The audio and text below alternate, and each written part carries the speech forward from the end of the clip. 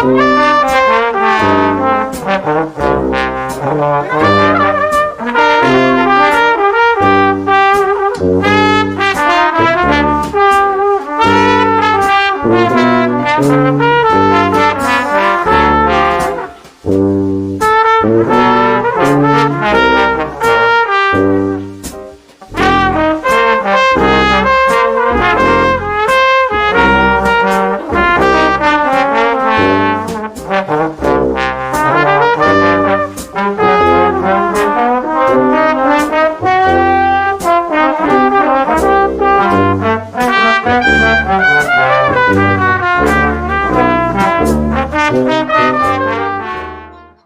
Two viewer story podcast. আমরা গত সপ্তাহে যেটা বলেছিলাম 100 সাবস্ক্রাইবারের আনন্দে যে আমরা 10টা মানে দর্শকদের কোশ্চেন গল্প নিয়ে আমরা যেটা আসছি সেরা বাছাই করা, তো আজকে আমরা সেটা নিয়ে আলোচনা করব। হ্যাঁ, তো প্রথম যেটা নিয়ে আমরা আলোচনা করব, যে পাঠিয়েছে তার নাম হলো সৈয়ন্তন ঘোষ, নদিয়া থেকে। ঠিক আছে, সৈয়ন্তন তো আমাদের যে কমেন্টে যারা করেছিল, আমরা যার নিয়েছি তাদের মধ্যে একজনের নাম হলো সায়ন্তন ঘোষ, নদিয়া থেকে। তো সে তার যে গল্পটা বলেছে, তার গল্প হচ্ছে ভুল ট্রেন ধরা সেই রাতটা। তো তার গল্পটা নিয়ে আমরা আজকে আলোচনা করছি। ঠিক আছে, সে বলছে গল্পের শুরু এক সন্ধ্যাবেলা, শীতকাল। সায়ন্তন একটা খুব গুরুত্বপূর্ণ ইন্টারভিউ এর জন্য বন্ধুদের সঙ্গে কলকাতা যাচ্ছে। সে সময় ও নদিয়া থেকে শিয়ালদা যাওয়ার একটা লোকাল ধরতে যাওয়ার হাওড়া যাওয়ার প্ল্যান ছিল। টাইম তখন সন্ধ্যা 6টা। হঠাৎ অ্যানাউন্সমেন্ট, প্ল্যাটফর্মে ঢুকছে ট্রেন। ভিড়, গুঞ্জন, হাকডাক। সায়ন্তন দৌড়ে ট্রেনে উঠে পড়ে। মনে আছে ট্রেনটা দিল ইএমইউ লোকাল, কিন্তু তখন কোথাও বোঝা যাচ্ছিল না এটা কোন ট্রেন।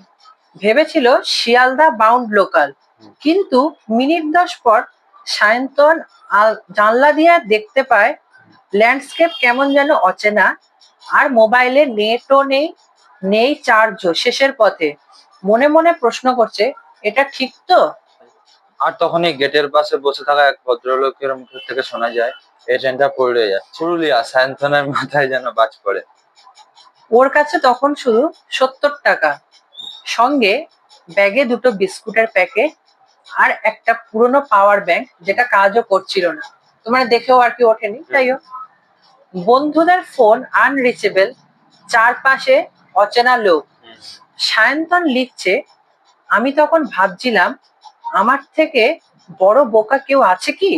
একটা ভুল ট্রেনে চেপে আজ হারিয়ে যাচ্ছি অন্য জগতে। ঘন্টা দেড়েক ট্রেন ছুটে চলে। প্রতিটা স্টেশনে সায়ন্তন বোঝার চেষ্টা করছিল এখানে নামা যাবে কিনা, কিন্তু সাহস পাচ্ছিল না। শেষমেশ একটা স্টেশনে, হয়তো জয়চন্ডী পাহাড়, পৌঁছে সেই ট্রেন থেকে নেমে পড়ে। কিন্তু বন্ধুরা, এখানেই সব শেষ নয়।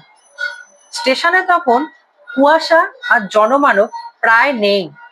সে পায় লোকাল লজ, যেখানে এক বৃদ্ধ কেয়ারটেকার তাকে 50 টাকার ঘর ভাড়া দেন, হয়তো ভুতুরে টাইপের একটা। যা হোক, সেই রাতটা সায়ন্তন কাটায় একটা ছোট্ট ঘরে, জানলার ধারে বসে নিজের ভুল নিয়ে চিন্তা করতে করতে।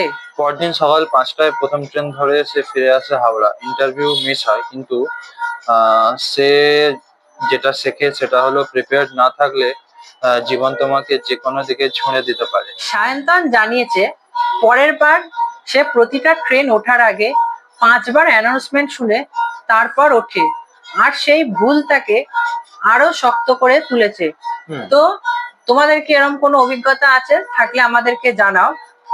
ভুল জায়গায় গিয়ে পড়া, তারপরে ফোনে চার্জ শেষ হয়ে যাওয়া, ভুল ট্রেনে উঠে পড়ে অন্য কোথাও চলে যাওয়া, তো কমেন্টে জানাও বা আমাদেরকে ইমেল করো। আমরা তোমাদের আবার এই গল্প নিয়ে আসবো। আর বলতো, তুই যদি সায়ন্তন জায়গা থাকতিস তো কিরকম মানে এক্সপিরিয়েন্স বা ফিল হতো? আমি শোনার আগে অবশ্যই বোর্ড দেখবো আর অ্যানাউন্সমেন্ট অবশ্যই শুনবো, বা সেরকম খুব যদি দরকার পড়ে লোককে জিজ্ঞেস করে তারপরেই উঠবো। আমারও একই, লাইক হ্যাঁ, হয় বাবা মা গালাগালি যা হচ্ছে ভালো, 10 বার দেখে পরের ট্রেনে যাবো, বাট 10 বার দেখে যাবো। ইন্টারভিউ লেট একটা ইন্টারভিউ লেট হলো, ঠিক আছে, দিনের দিন যদি যায় ওদের কনভিন্স করে নেওয়া যাবে, কারণ মেন ব্যাপার বলবো ট্রাফিক জ্যাম, মানে ওটা করা যায় দিনের দিন, হ্যাঁ। পরের দিন হলে তো আর হবে না, তো না। এই আর কি যতটা আর কি করা যায়, ইন্টারভিউ না হলে আর কি যেটা ভাগ্যে আছে হ্যাঁ, সেটাই হবে, হ্যাঁ, হ্যাঁ। যেহেতু ট্রাই তো করতেই পারি। হ্যাঁ, তো এইভাবে আমরা ভিউয়ার স্টোরি পডকাস্ট সিজন 1-এ এবার আমরা আরো সব তোমাদের গল্প নিয়ে আসবো। তোমরা জানাতে থাকো তোমাদের গল্প। ভিডিওটা ভালো লাগলে অবশ্যই লাইক, শেয়ার এন্ড সাবস্ক্রাইব করে দিও। আর আমরা পরের ভিডিওতে যেটা আনছি সেই গল্পটা আমরা এখনই বলে দিচ্ছি, তার নাম ফেক ফেসবুক প্রোফাইল, যেটা একটা বন্ধুত্বের শুরু করেছিল। ঠিক আছে। ঘন্টা বাজছে।